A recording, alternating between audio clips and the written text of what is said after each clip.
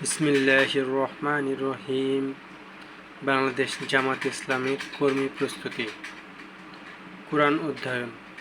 সহি কুরআন তিলাওয়াত, তাফহিমুল কুরআন 19তম খণ্ড।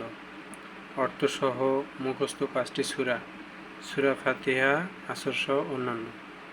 হাদিস অধ্যয়ন। রাহে আমল প্রথম খণ্ড, রিয়াদুস সলিহিন প্রথম খণ্ড। সাহিত্য অধ্যয়ন। সাহিত্য অধ্যয়ন। 1. পরিচিতি বা জাই সংগঠন পদ্ধতি। 3. আল্লাহর দিকে আহ্বান। 4. মনটাকে কাজ দিন। 5. হেদায়েত। 6. আল্লাহর পরিচয়।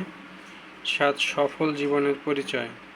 8. ঈমানের হাকিকত। 9. নামাজ রোজার হাকিকত। 10. শান্তিপথ।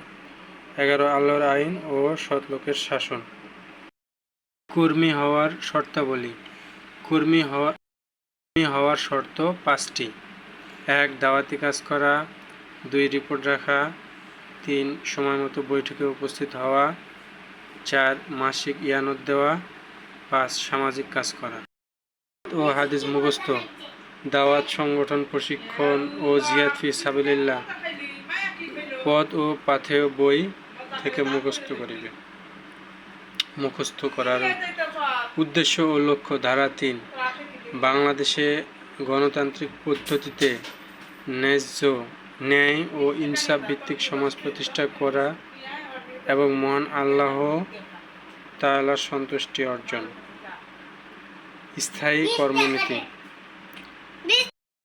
স্থায়ী কর্মনীতি।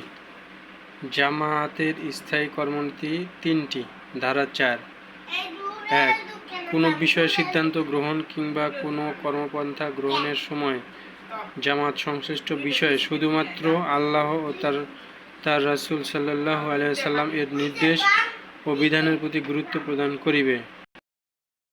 উদ্দেশ্য ও লক্ষ্য হাসিলের জন্য বাংলাদেশ জামাত ইসলামী এমন কোনো উপায় ও পন্থা অবলম্বন করিবে না যাহা সততা ও বিশ্বাসপরায়ণতার পরিপন্থী কিংবা যার ফলে দুনিয়ায় ফিতনা ও ফাসাদ সৃষ্টি হয়।